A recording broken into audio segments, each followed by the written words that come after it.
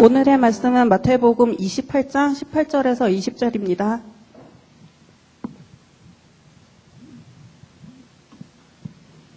다 찾으신 줄로 알고 제가 본독해 올리겠습니다. 예수께서 나와 말씀하여 이르시되 하늘과 땅의 모든 권세를 내게 주셨으니 그러므로 너희는 가서 모든 민족을 제자로 삼아 아버지와 아들과 성령의 이름으로 세례를 베풀고 내가 너희에게 분부한 모든 것을 가르쳐 지키게 하라. 볼지어다 내가 세상 끝날까지 너희와 항상 함께 있으리라 하시니라. 아멘.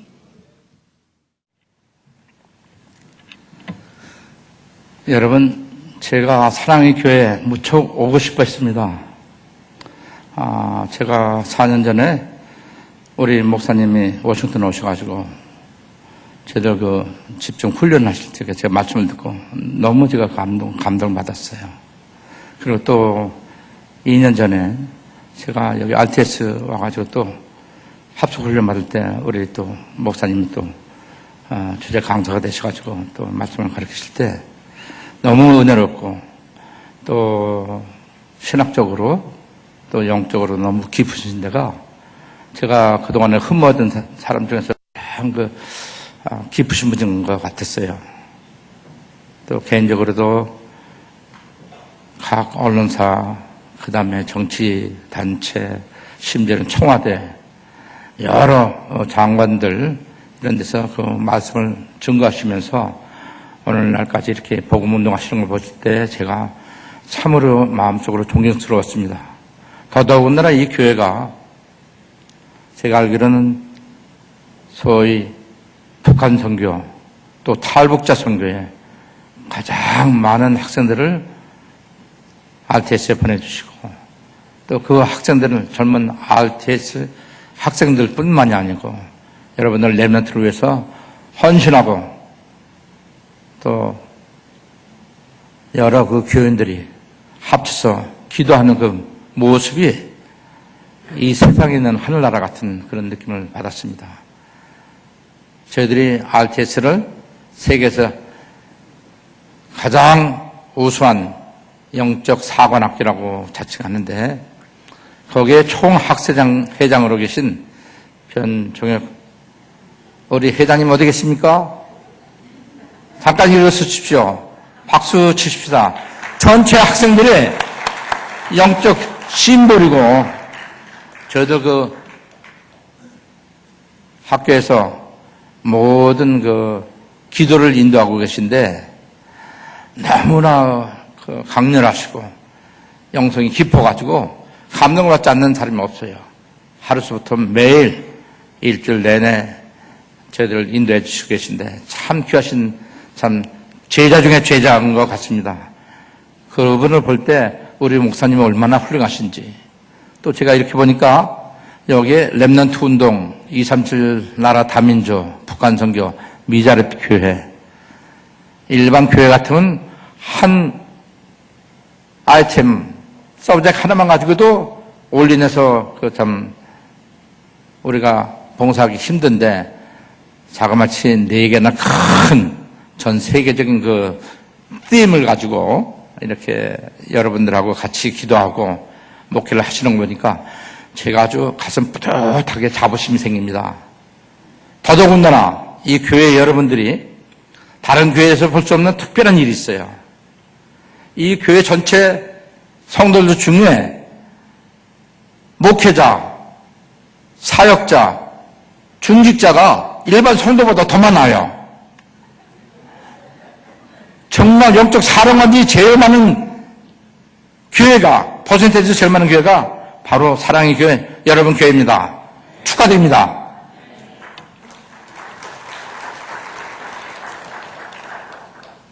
여러분들 저를 초청해 주셔서 정말 진심으로 감사드립니다. 저는 1981년도에 유학차 도매했었습니다. 오늘 간증이니까 제가 별로 얘기하지 않은 얘기까지도 제가 사정을 얘기를 다 하겠습니다. 그때 저는 고려대학교에서 연구소에 있었습니다. 대학원 졸업하고 경영학을 연구하고 컴퓨터 사이언스를 했었는데 그 다음에 유학차 세계에 인터내셔널 마케팅이라고 그래가지고 세계 그 시장론을 공부하러 갔었어요.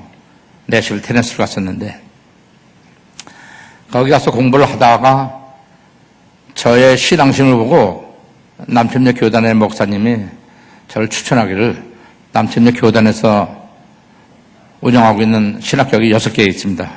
미국에서 제일 큰 신학교들인데 거기 가서 목회학을 공부하고 목사가 되는 것이 좋겠다는 저를 추천을 해주셔서 그래서 제가 공부를 접고 신학교 가기로 결심했습니다. 그래서 82년도에 내시빌 테네시에서 캔자스시티 미조리에 소위 미드웨스턴 베티스트 티어리컬 세미나리라는 중서부 남천내 교회 목회학 대학원에 들어가서 공부를 했어요. 그러면서 공부하는데 어려움이 생긴 것이 뭐냐면 전 순수 신앙 가지고 그 교회 갔는데 교회에서부터 도전이 생기는 거예요. 신학을 가르치던 교수가 닥터 코버리는 사람인데 이분이 순수 신학을 가르치자는 거. 소위 여기서 히스토리컬한 예수, 인간 예수를 가르치는 거예요. 동년녀 성녀에서 참 동년녀에서 잉태한 우리 예수 그리스도를 얘기하지 않고 인간 예수가 결혼해서 난 예수다. 또 그 형제도 있었다. 심지어는 물 위에서 걸은 것도 다 제자들이 너무 지치고 못 먹었기 때문에 달밤에 건너편 언덕에서 이렇게 오는데 그걸 잘못 봐서 그렇다. 뭐 이런 얘기도 가르치고 그래서 한국 신학생들이 몇 명이서 벌떡 일어나가지고 그분들한테 질의를 했어요. 아니 여기 신학교에 와가지고 영성으로 더 우리가 경고케 되고 신학에 더 깊이해서 하나님께 찬양하려고 왔는데 당신이 여기서 가르치는 게 뭐요? 그러니까 그분 얘기가 내 시간은 강의도 녹음하지 말라. 나는 내가 내 신앙을 지키는 거다. 내가 예수가 사랑을 베풀었으니까 나 사랑 가지고 이 세상 사랑을 전하고 가는 거다. 이런 얘기를 하더라고요. 그때 벌써 소위 여기는 자유신학이 신학교에 들어오기 시작한 때예요. 그래서 저희들이 거기서 있다가 바로 또 선교학으로 바꿨습니다. 목회학 못하고. 그리고 훌로 신학교라고 캘리포니아에 있는데 베사디네 거기 선교학이 좀 유명하다고 그래서 선교학 가서 선교학을 공부했어요. 또 선교학에 가보니까 이 학교는요 종합대학이에요. 저는 크리스천들만 오는 줄 알았더니 수녀 신부들 그다음에 중도 와요. 그래서 내가 깜짝 놀래가지고 아니 이런 신학교가 어디 있나 그랬더니 나중에 보니까 학과 과목에 무슨 교회 성장학, 그 다음에 교회 건축학, 그 다음에 병원 관리학 이런 것들이 있으니까 캐톨릭에서는 병원 운영을 많이 하잖아요. 그러니까 신부 수녀들이 병원 관리학 공부하러 오는 거예요. 그 다음에 중들이 와가지고 그 어떤 성전 건축학이라든지 사원 건축학 이런 거 공부하러 오고. 그러니까 순수 신앙을 가지고 공부하려 했던 그 순수한 마음이 다 뒤바뀌는 거예요. 이것이 오늘날 지금 전 세계 신학교의 흐름이에요. 그런데 어느 날 제가 한마음교회에서 처음으로 가서 말씀을 듣는데 유 목사님 메시지가 나오더라고요.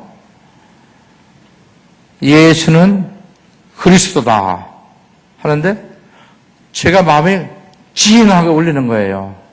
예수가 그리스도인 건 누구든지 다 아는데 갑자기 예수가 그리스도라 하는데 제가 잘 이해를 못하면서 마음이 막 혼돈이 왔어요. 조금 더 생각하니까 말씀을 맞추시는 거예요. 교회 다니는 목적, 신앙생활의 목적 이런 것들 전부 전도고 하나님이 마지막에 유언으로 말씀하신 것이 제가 아까 읽어드렸던 듯이 복음을 전파하기 위한 이런 말씀이었다 하는 말씀을 듣고 제가 그 다음부터 다시 마음을 다시 잡았어요. 그러고 나서 신앙생활을 바로 정돈해 나가는 찰나에 우리 존경하는 목사님 오셔가지고 저희들한테 그 집중 훈련을 가르치시면서 복음 한 말씀 한 말씀 가르치시는데 제가 과거에 신학교에서 공부하고 했던 성경 구절이 그 구절이 아니더라고요. 내용이 그 내용이 아니고. 그러니까 전부 뒤바뀌는 거예요. 그래서 제가 일반 교회에서 전도사 생활을 6년을 했거든요. 장로교에서 한 2년 하고 베프티스트 처치에서 4년 하고 있는데 제가 그때는 제가 몸으로 봉사를 했어요. 열심히 하고. 그런데 말씀을 듣고 나서부터는 신앙생활이 이런 것이 아니구나. 나를 위한 신앙생활이 아니고 하나님을 위한 신앙생활이구나. 그리고 전도는 어떻게 해야 되는 것이고 내가 앞으로 하나님을 위해서 내가 어떤 일을 해야 되겠다 하는 것이 어설프리 저한테 자리를 잡히더라고요. 그래서 그 다음부터 제가 정신을 차려가지고 한국에 훈련이 있다면 열심히 쫓아나왔어요. 미국에서 여기 1년에 한 두세 번 나오기 쉽지 않습니다. 그때는 저는 제 사업을 건축을 했는데 건축 종합건설을 하면서 시간만 있으면 여기 훈련 쫓아나왔어요.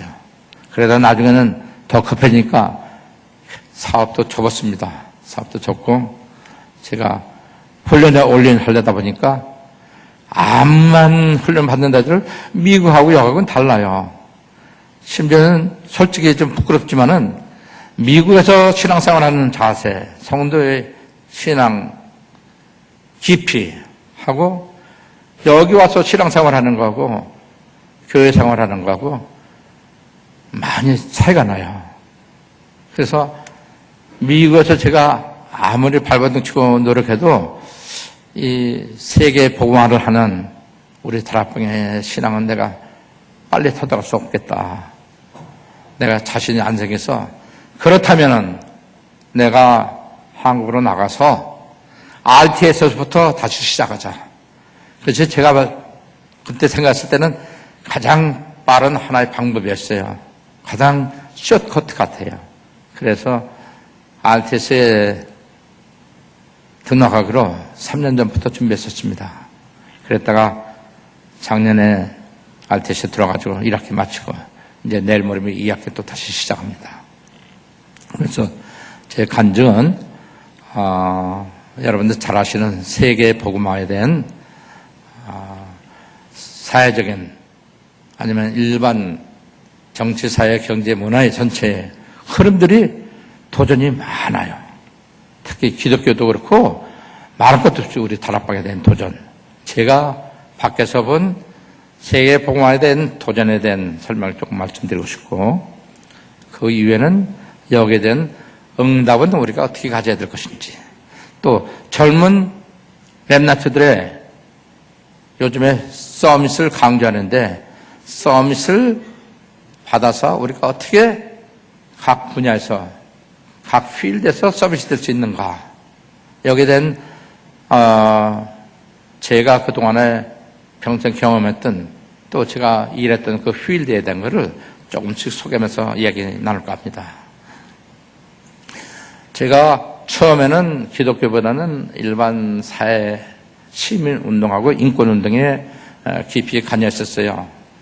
그것이 1992년도에 미국 워싱턴에서 어떤 일이 있었냐면은 우리나라 교포들이 지금 현재는 한 22만이 사는데 그곳에서는 그 당시 한 2, 3만이 살았어요.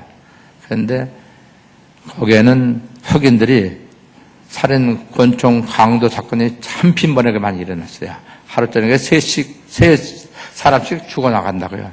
거기에 한국 사람들이 워싱턴 주변에 수도권 일원에 가게 하는 사람들이 많았어요.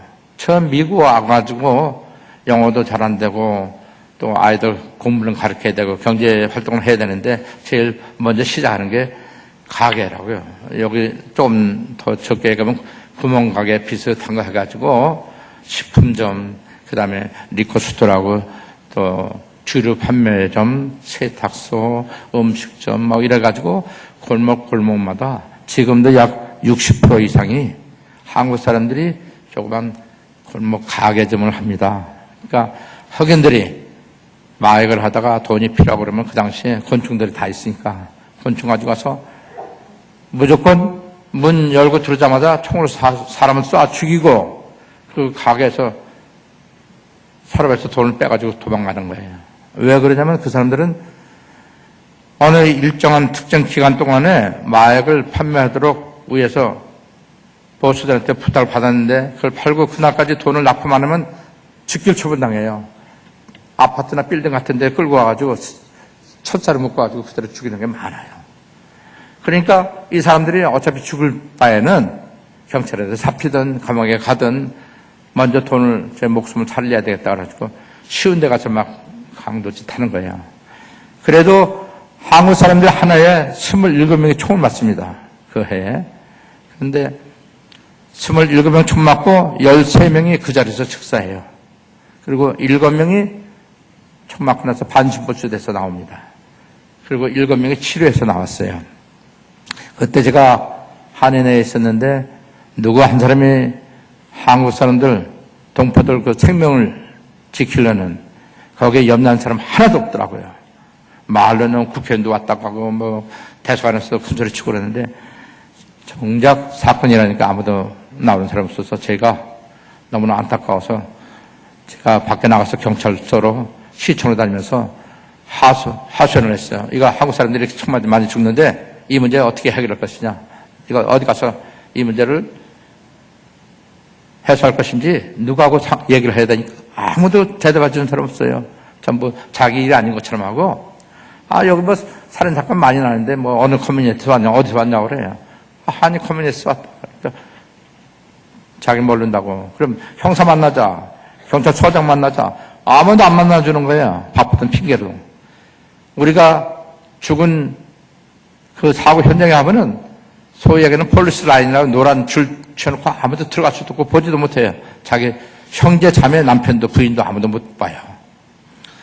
그러고 나서 며칠 있다 사건 처리하고 나면은 본인들의 가족이 그냥 시체를 인수해가지고 장례 지나고 거기서 피 닦고 딸이, 아들이, 남편이, 부인이 죽은 자리에서 그 자리에서 다시 일주일 후에는 다시 울면서 문 열고 먹고 살기 위해서 장사를 시작하는 거예요. 그래서 비극 중에 비극이더라고요. 미국이 아메리칸 드림 가지고 왔는데 자유나라고 잘 살기 위해서 왔는데 이런 처절한 그 비극이 어디 있어요. 그래서 제가 아직 안 되겠어서 거기 시경찰국에 찾아갔어요. 시경찰국에 찾아가지고 경찰국장 면회하자니까 경찰국장 만나주질 않아요.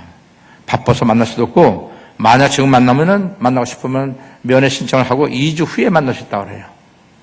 그 2주 후에도 만날는지 못 만날는지도 모른다고 그래요. 그걸 제가 그 시간 없는데 거기 가서 그치 할 수가 없잖아요. 그래서 곧바로 제가 생각하기로 그래 그러면 너희들하고 대화는 끝났다. 이제 나 하는 방법으로 하겠다. 그래서 그날로 바로 사건 당한 그 초상집에 가서 상주한테 만나서 제가 사건 일체를 장례 일체를 내가 위임받아서 할 테니까 나한테 위임장을 써주십시오. 그리고 한인 커뮤니티에서 이 일을 해결해야 된다. 애냐하고 어떤 방법이든지.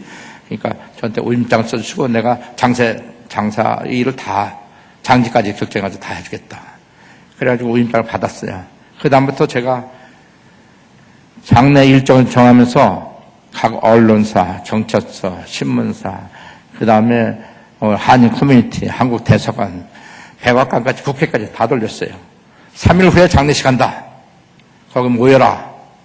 근데 첫 번째는 별로 많이 안 왔어요. 별 관심도 없었고 경찰에서 한두 사람 오고 시의회 의원들하고 경찰은 우리 국회에서 그 보좌관 사람이 하나 나왔고 영사과에서 한 사람이 나왔더라고요. 그런데 제가 관을 짜가지고 시체를 놓고 그 사건 단 그 가게 앞에서 노제를 지냈습니다. 관을 그 앞에 놓으니까 밖에 놓으니까 미국에서는 노제 생전 처음 보는 거예요. 미국은 역사상 본 적도 없어요. 거기다 놓고 제가 이렇게 광장에서 랠리를 했습니다. 이 사람이 죽은 사람의 사업은 합법적으로 미국 정부의 비즈니스 사업 허가를 신청해서 정상대로 받아가지고 사업표 허가서 받아놓고 장사하는 거예요. 이 사람은 미국 시민을 정상적으로 미국 국가에 세금을 내고 일하는 미국 시민이란 말이에요. 이 사람이 일하다가 불의한 강도들에게 살해당해서 죽었다. 그러면 이 사건이 누구의 책임이냐? 죽은 사람이 당사자 책임이냐? 살해난 강도의 책임이냐? 아니면 이 시내를 치안 유지하고 있는 경찰의 책임이냐? 아니면 치안 유지를 하고 정치를 하는 시장의 책임이냐고 물었다고요. 그러니까 옆에 쭉 흑인들도 오고 흑인 목사님들, 흑인 사회는 흑인 목사님들을 리드를 해갑니다. 그래서 마틴 루터 킹이라든지 제시 잭슨이라든지 다 이런 사람들 흑인 지도자는 다 목사예요. 어떤 의미에서는 기독교 사회에서는 목사가 지도자가 되는 게 맞는 것 같아요. 거기서는 또 여기 사람들같이 정치하는 거짓말하고 딴짓 안 하잖아요. 목사들은 바로 리드를 해가지고. 그러니까 앉았다가 흠칫흠칫 하더래요. 저는 못 봤었죠. 그러면서 당장 범인을 잡으라고 그랬다고요. 범인 어디 갔는지 찾아내라. 그리고 제가 외쳤더니만은 그 다음날로 신문에 나기 시작했어요. 두 번째 죽었는데 또 그랬다고요. 그랬더니 시장실에서 전화가 왔어요. 아, 너무 안타깝다. 당신들 지금 거기 가서 랠리하고 하는데 우리 시에서 뭘 도와주면 좋겠느냐. 내가 가서 조사하겠다.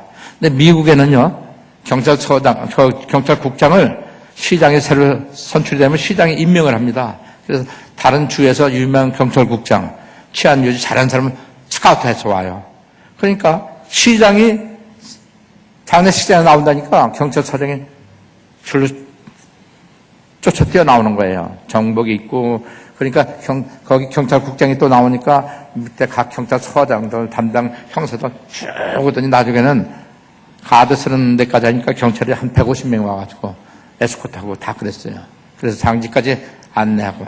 이러기를 몇 번 하니까 TV에서 매일 나오는 거예요. TV에서. 6개월 동안에. 그러면서 나중에는 정 안 되니까 이건 미국 얼굴인 DC 수도에서 발생한 일이니까 미 연방 정부가 나서서 해결하라 그랬다고요. 그래가지고 나중에 랠리를 크게 했더니만은 백악관에서도 침묵 시위하고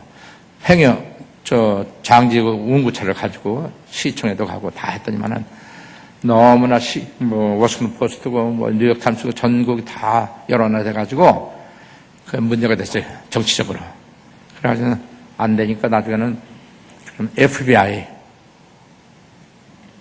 45명, CIA 직원 53명을 동시에 DC에 풀었다고요. 거기 워싱턴 수도권에. 그래가지고 마약하고 사건이 일으키는 아이들이, 범죄자들이 닥치듯이 다 도망갔어요. 콜롬비아로, 그런 마이애미로, 시카고로, 뉴욕으로, 다른 나라로, 다 베네수엘라로. 이래가지고 우리 교포 생활에 범죄로부터의 안정을 찾았습니다. 그게 1993년에서 92년 그 사이였어요. 이런 어려운 가운데서 동포들이 오늘날까지 그 자리를 잡아서 오는 거예요.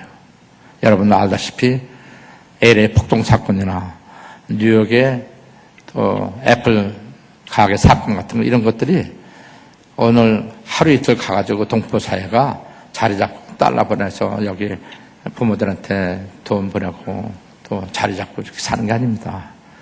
그만큼 마치 우리 성경에서 나오는 유대인들이나 아니면 이스라엘들이 포로로 잡혀가지고 고생하고 또 이집트에 가서 그렇게 고생했듯이 처음에는 다 외국 가서 엄청나게 고생해서 자리 잡는 거예요. 저도 40년 동안 딱 살았습니다. 40년 살고 복음 깨닫고 여기 다시 오게 된 거예요. 그래서 여러분들 만났는데 그러면 지금 우리 세계 복음화의 이 참 성스러운 이런 참 하나님의 사업은 다른 데서부터 도전이 없느냐? 도전이 내외적으로 엄청나게 많습니다. 우선 여러분들 잘 아시는 트럼프 대통령 있죠? 트럼프 대통령은 3단체, 여러분이 잘 아는 주이시 커뮤니티, 프리메이션, 뉴에이지하고 선전포고를 했어요.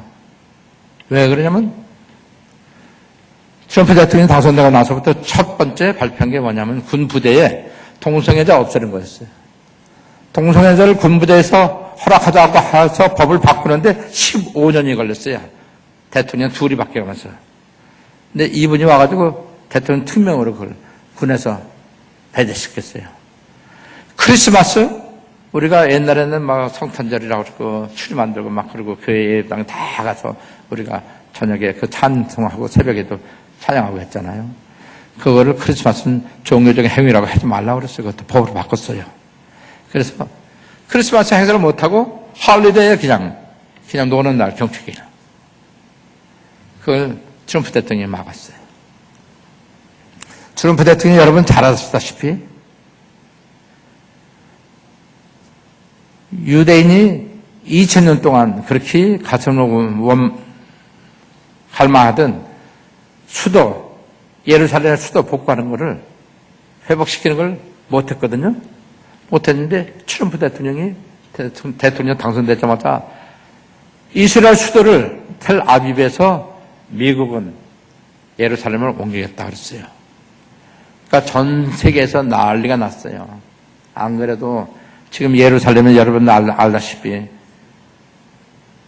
그 무슬림 성당이 그대로 있잖아요. 그리고 거기가 예루살렘 땅이 아니었다면 저 이스라엘 영토가 아니었다고요. 예루살렘은.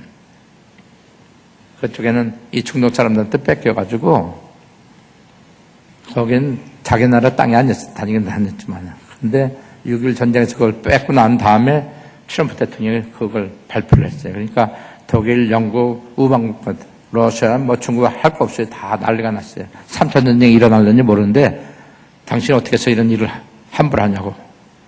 참모들도 전부 못하겠는데 정작 미국 대사관을 텔아비브에서 예루살렘을 옮겼어요. 정작 옮기고 나니까 미국에 대해서 말 한마디 하는 사람 하나도 없었어요. 우리가 보통 상식적으로 생각하면 큰 테러도 일어나고 막 전쟁이 일어날 줄 알았는데 그렇지 않거든요. 이유가 뭐냐? 미국은 우리가 아는 그냥 미국이 아닙니다. 우리가 알았던 예루살렘 시대의 로마 정도가 아니고 미국은 패권국가예요. 패권국가 민수화. 무슨 뜻이냐면은 패권국가라는 거는 전 세계 유일한 하나의 국가예요. 우리가 지금 237개 나라가 있지만은 모두 전 세계 사법, 행정, 교통은 사실은 다 미국이 장악하고 있는 거예요. 쉽게 생겨서 전 세계 바다가 5대양 육지인데 5대양의 48.9%를 미국인이 장악하고 미 해군이. 그럼 50% 나머지 뭐냐? 남극하고 북극만 빼놓고는 미국은 전 세계 바다를 다 장악하고 있을 정도예요. 전 세계 군사비가 어느 정도 되냐? 237개 나라의 군사비가 다 있을 거 아니에요? 전 세계 합한 거에 2배 내지 플러스 알파, 4배는 우리가 알 수도 없어요, X로. 그러니까 중국이나 러시아, 북한은 게임이 안 돼요, 일본도. 군사 대비 중국이 미국의 20분의 1입니다. 요새 한참 까부는 김정은 북한은요, 200분의 1이에요, 미국의 군사 대비. 그러니까 요즘에 북미 회담, 그 다음에 미중 경제 갈등, 이런 건 싸움이 안 됩니다. 몇천억 미국 달러를 벌어가지고 중국이 달러 가지고 있다고 하지만은 미국의 달러는 전 세계에 다 나가 있어요. 통용화폐 총 통화량을 미국 재무부밖에 아는 사람이 아무도 없어요. 중국이 아마 벌어봐야 한 국가에서 얼마나 되겠어요. 그런데 중국의 모든 상품이 미국 전국의 백화점을 갖다가 누리고 있다고 다. 그렇지만은 지금 한 가지 예를 들어서 미국이 관세를 중국에 붙이는 2,385억 달러. 중국이 전부 미국에 가는 관세를 붙이면 245, 250억도 안 돼요. 그러니까 게임이 안 되니까 10분일도 안 되니까. 결국에는 시진핑이 창피하니까 조금 대들다가 꼬리 내리는 겁니다. 앞으로 예루살렘의 수도가 옮기듯이 여기 탈북자들 많은데 희망을 주자면 대한민국 수도도 평양에서 다 서울로 옮기기를 전 축원하고 축복합니다. 그날 올 겁니다. 우리 목사님 목회하시는 방향을 보시면은 제가 2002년도에 전 미국의 시민권자 연맹에 제가 의장인데 제 대표로 북한 정부의 정치 초청을 받아서 평양 왔던 적이 있었어요.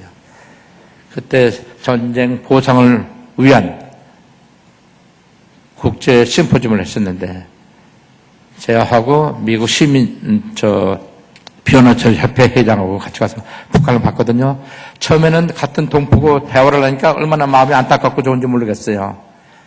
그래서 저희들이 앞으로 미국 가가지고는 컴퓨터인데 학교 모는 걸 도와주기로 해가지고 원어 처장을 만났어요. 여기로 말하면 차관급이라고 그러더라고요.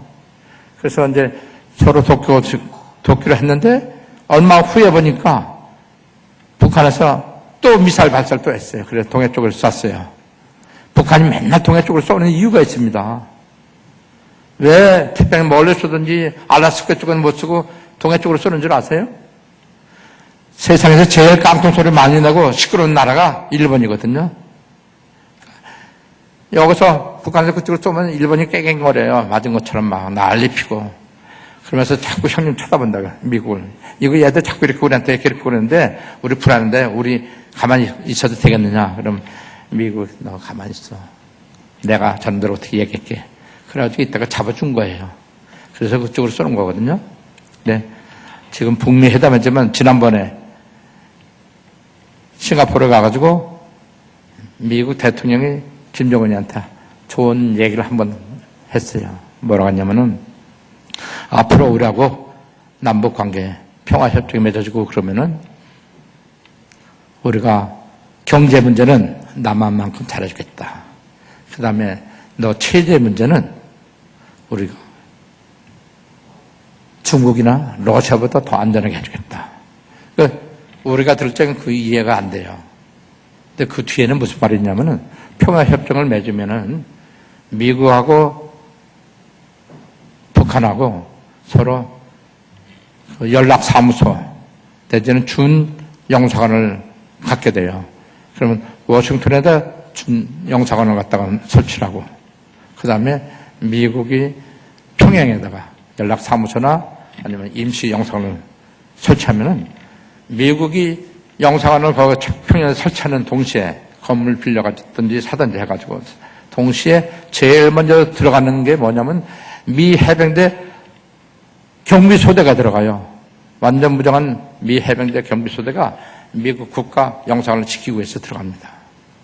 그러면 그 의미는 뭐냐면은 아까 조금 전에 얘기했지만 미국이 세계 패권국가라고 그랬으니까 하나밖에 없어요. 패권국가는. 다른 건 강대국이라고 그러는 거예요. 강대국. 그러니까 패권국가가 평양에 일개 해병 소대를 파견하면은 신의주, 회령, 북한 일대 전체가 미군이 주둔하는 게 되는 거예요. 효과적으로. 그러니까 미군이 북한에 주둔하고 있으면은 중국이나 러시아 꼼짝도 못하는 거. 그건 올 수도 없어요. 그러니까 약간 솔깃했거든요. 들어보겠는데 시진핑이가 그걸 알고 당장 김정일 불러낸 거예요. 야, 너 걔 말 듣지 마. 내가 옥수수도 주고 콩가루도 주고 다 줄 테니까 너 오일 필요하면 오일 또 파이프로 연결될 테니까 그 얘기 듣지 말고 너 나오고 있어야 돼. 그래서 북한을 잡아놓는 거예요. 왜? 북한이 미국 편을 친미로 되면은 중국의 국경선이 신을 주거든요. 단동하고. 러시아도 바로 압록강하고 두만강하고 다 연결되니까 굉장히 복잡해지는 거예요. 대륙 세력이. 그래서 지금 김정일 붙잡고 있는데 제가 볼 적에는 미국이 원하는 것은 대륙간 탄도가 그거는 하지 말아야 돼요. 대륙간 탄도 한다 그러면 미국은 선제 공격하는 나라니까 힘 있으면 먼저 선제 공격해요. 그러니까 그거는 만들지 말고 지금 있는 거 그냥 가지고 쓰지 마라. 그리고 우리하고 평화협정하자 하는 게 미국의 전략 같습니다. 이런 얘기해서 안 되는데 제가 간증하다 이런 얘기가 들었어요. 그 다음에 또 무슨 일이 있었냐면 제가 전 세계를 돌아다니면서 세계 그 독도 지키며 운동을 했었는데 그래서 러시아 그 다음에 북유럽, 유럽, 남미 다 돌아보면서 그 조직을 하다 제가 보니까 저건 다락방 오기 전입니다. 유럽의 그 유명한 그 성당이나 큰 교회들이요 건물이 텅텅 비어나가요. 한 10년 전, 15년 전에는 그래도 신부 수녀가 교회를 지켰어요. 성당에서 지키고. 근데 최근에는요 신부 수녀도 생기질 않아요. 신학교가 다 문을 닫으니까. 어느 정도냐면은 지금 자기네 자칭 세계 그 천주교 신자가 약 1억이라고 그래요. 그런데 제일 그 천주교 영향 많이 받던 스페인이나 프랑스 이런 데가요. 천주교가 전부 문 닫고 큰 교회는요. 관리인도 없어 문을 닫아놔요. 아니면은 저 동굴 앞이나 북유럽 동쪽에 가면은 주말마다 음악회를 합니다. 바하나 차이코프스키 아니면 베토벤 같은 사람들 음악회에서 그거 가지고 조금 유지해가지고 그 건물 유지하고 그러자면 평소에는 닫아버려요. 그런 것들이 한두 개가 아니야. 또 미국에 가도 제일 큰 침례 교단이요. 남침미 교단이 제일 큰 게 전 세계 3,500만입니다. 제가 거기서 신학교 다니고 장학금 받고 다녔는데 요즘에는 내시빌 테네시에 남침미 교단이 가장 강했던 게 뭐냐면 서든 베프티스트 선데이 스쿨 보드라는 게 있어요. 주말에 청소년 아이들 유치원, 국민학교, 중학교, 고등학교들 가르치는 그 보드가 내시빌에 있었거든요. 그런데 그 규모가 얼마나 크면 조그만 그 대학교 캠퍼스 같아요. 건물들 많고. 근데 한 10여 년 전에 그 닫아버렸어, 완전히. 폐쇄시켰어요. 왜냐니까 유치원 청소년 애들이 나오질 않는 거야. 교육 발행할 필요도 없고 또 헌금도 교회에서 나오지도 않고. 그러니까 어느 정도 교회가 지금 폐쇄돼 가느냐 하면은 아주 기하급수적이에요. 금방금방 문 닫아요, 막. 유지하고 가질 수가 없어. 가야 어른들 교인이 그저 한 10명, 5명. 그런데 엊그제 우리 WRC에 제가 가보니까 WRC는 약 2만 3천 명이 우리가 모였잖아요. 거기에 거다가 우리 랩런트더라고요. 우리 같은 랩런트 운동을 하는 교회가 이 세상에 지금 현재 없습니다. 신학교도 다 없어요. 거꾸로 RTS 가니까 신학교 학생들 한 360명 돼요. 청강사도 있고 다 오는데. 요즘에 신학교 학생 수 그렇게 많지 않아요. 아주 유사하고 유명한 신학교도 그저 많아야 한 150명, 200명, 3개. 근데 우리 RTS가 한반도에 전 세계로 보면은 대한민국 하면 영토가 여러분들 여기서 사니까 큰 것 같지만은 전 세계 지도 내놓고 보면은 그것도 또 남한인데 우리 엄지손톱만 해요. 그런데 신학생이 300명이 넘어요. 아주 자랑스러운 거예요. 이것이 오늘날 여러분들이 나오는 사랑의 교회에서 시도는 237 나라 다민족 선교, 그 다음에 세계봉화, 북한 선교, 미저를 교회를 돕는 열매가 지금 나타나고 있는 겁니다. 그래서 저는 오늘 여러분들한테 너무나 자랑스러운 자리인 것 같아요. 그 뒤에 한 번은 또 유럽을 여행을 하다 보니까 로마를 가게 됐는데 로마 그 시내 그 안내하던 사람이 갑자기 여기는 어디고 콜로시움이고 뭐고 전 다 얘기를 들었는데 한 군데 가더니 이게 로마 마지막 황제 황궁토라고 그러더라고요. 그럼 그 황궁토가 뭐냐? 로마 마지막 황제가 살던 집이 있던 데예요. 우리나라의 덕수궁이나 경복궁, 창덕궁 이런 것처럼 그 궁토라는데 그 이름이 뭐냐면 캐피털 힐이라고 그래요. 전 그 얘기 듣고 깜짝 놀랐어요. 제가 미국에서 정치하는 사람들하고 그다음에 신문운동하면서 늘 오고 가는 게 캡itol 힐이거든요. 캡itol 힐이라는 말은 뭐냐면 여러분들이 도움으로 보이는 국회의사당 건물에 중앙청같이 생겼던 거. 그런데 캡itol 힐하고 이름이 똑같아요. 그래서 내가 깜짝 지나간 게 뭐냐. 그러면 로마에 있던 캡itol 힐 이름을, 로마 마지막 황궁토의 이름을 미국의 그 수도 워싱턴에가 거기가 제일 높은 언덕이에요. 거기에다가 캡itol 힐을 갖다 세워놓고 미국 국회의사당 줘놓고 이름을 캡itol 힐로 만든 거예요.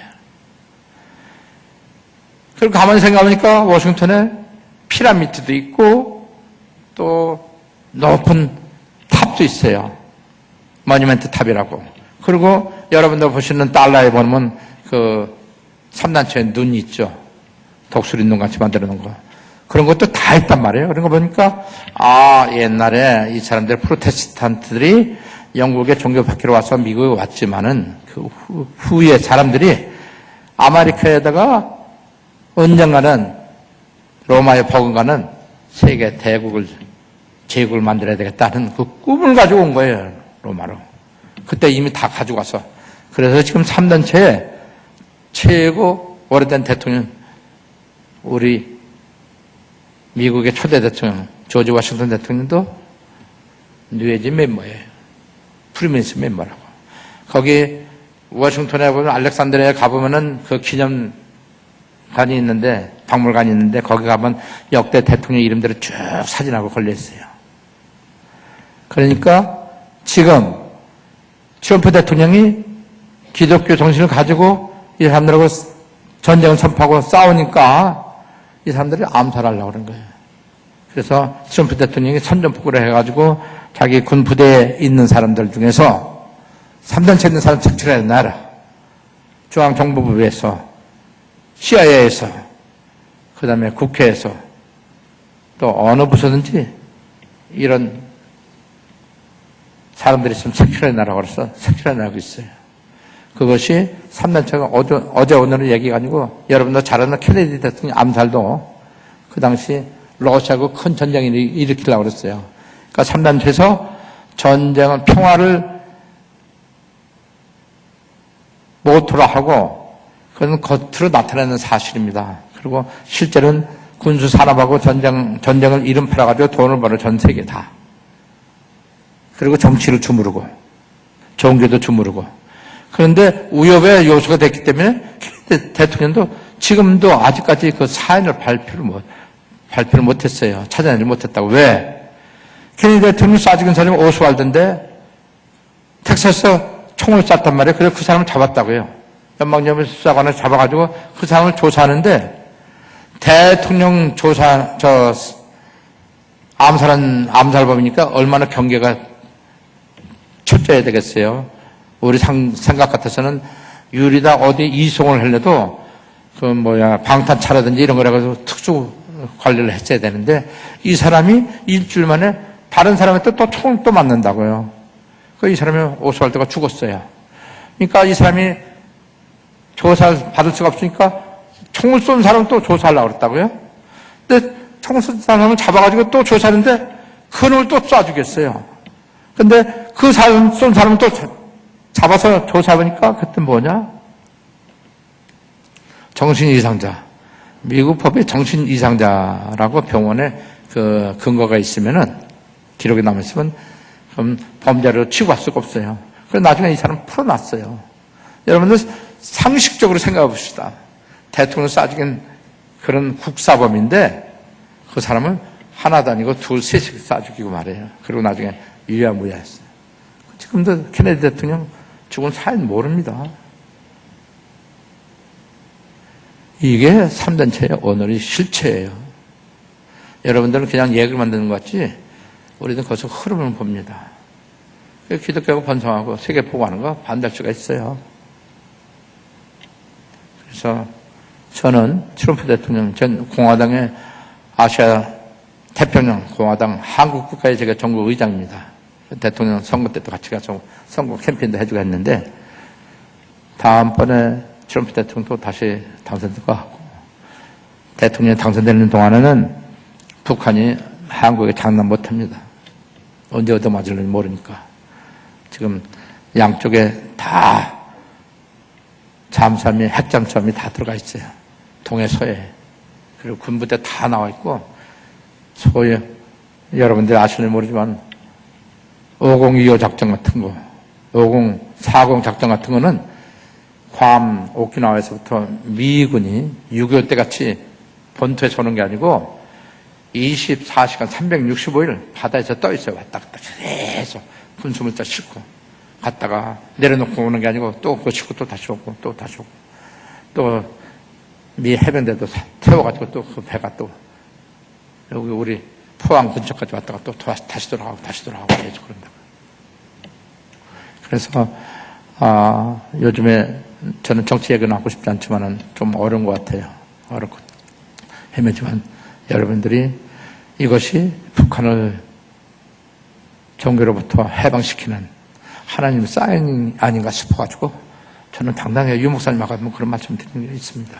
정원주 목사님 저한테 오셔가지고 미국 대통령 트럼프가 당선되고 한국의 문재인 대통령 당선됐는데 앞으로 세계 정치의 흐름이 어떻게 보느냐 말씀 좀 해드리라 그러더라고요. 저는 제가 느낀 대로 그대로 했습니다. 94%가 힐러리가 되고 트럼프 대통령 당선되지 않는다고 그랬어요. 그런데 됐거든요. 그건 어떻게 된 거예요? 미국 시민이. 하나님이 시켰으니까 미국 시민이 움직인 거 아닙니까? 물론 미국 시민들이 참 훌륭하고 영광스럽습니다. 미국 시민들은요. 판단력이 있어서 자기들 찍을 수 있고 다 찍어요. 신문사가 암만 뭐라 그러고 거짓말하고 다 하든 미국 시민들은 그래서 능력 있고 참 세계를 제패할 만한 또 하나님이 보호할 만한 가치가 있는 나라 같다고 생각됩니다. 그리고 문재인 대통령도 똑같은 것 같아요. 우리는 권세 잡은 자한테 복종하라고 했잖아요. 성경에서. 일단은 복종을 해야 되죠. 그런데 그분이 어떻게 됐든지 모르지만은 우리 북한 선교에 하나의 사인인 것 같은 말이에요. 이때까지 북한 선교에 이렇게 크게 활발해가고 탈북자가 이렇게 많이 나오고 중국에서 이렇게 저거 한 적이 거의 없었어요. 너무 폐쇄되고 너무 그쪽에서 통제를 했으니까. 근데 요즘은 서서히 문도 열어놓고 심지어는 탈북자가 미국까지 옵니다. 미국까지 와서 이분들이 잘하면 앞으로 북한 선교하는데 큰 도움이 될 것 같아서 제가 언젠가는 3.1 운동하고 8.15 때 나라사랑 기독인연합이 있습니다. 제가 거기 공동의장인데 거기서 보수파들하고 같이 데모하러 나가자 하는 얘기에 있어서 제가 스탑시켰어요. 지금 우리 세계 보고 하는데 정치적으로 이거 잘못 휩쓸면 안 되니까 하지 말고 차라리 북한 선교를 위해서 북한 민족 복음화를 위해서 우리가 전체 기도를 합시다. 그랬더니 그 다음 주부터 목사님이 북한 선교를 위한 기도를 선포하시더라고요. 그래서 여러분들이 이런 어떤 투철한 신앙이 있으면은 하나님이 인도하시잖아요. 제가 오늘 여기까지 오기까지 하나님이 인도하신 것 같아요. 혹자는 저한테 그래요. 나이도 많고, 이제 뭐, 신학교도 가고, 또 엊그때 또 목사님 모시고 결혼식 됐습니다. 그랬더니만, 결혼도 하고 그런다는데. 여러분, 제가 늙어 보입니까? 제가 나이 들어 보입니까? 저는 아주 가슴이 부글부글 지금 끓어올라요. 아직도 젊어요. 아직도 우리들 할 일이 많은데, 더더군다나 이렇게 젊으신 청소년들이 많은 이 교회 주인이신 렘넌트 여러분들은 서밋이 되려면은 여러분들 앞으로 할 일 너무나 많아요. 공부만 잘하고 한 분야에서 전공을 잘했다. 거기서 어느 정도 우치가 올라갔다. 그게 서밋이 아니에요. 서밋이 되려면 한목적인 인간이 돼야 됩니다. 한목적인 인격이 돼야 돼요. 여러분 신약을 반 정도 이상 쓰신 우리 바울 사도님 보세요. 제가 제일 너무나 존경하는데 제가 죽게 되면 제일 먼저 바울 사도님 찾아뵙고 싶어요. 근데 그분이 아시다시피 학문적으로나 바리새인으로서 또 선대서부터 3대까지 그 로마 시민으로서 종교인으로서 다 역할을 했잖아요. 그러니까 하나님이 크게 쓰시는 거라고요. 많이 알면 알수록 하나님이 맞춰서 쓰시는 거예요.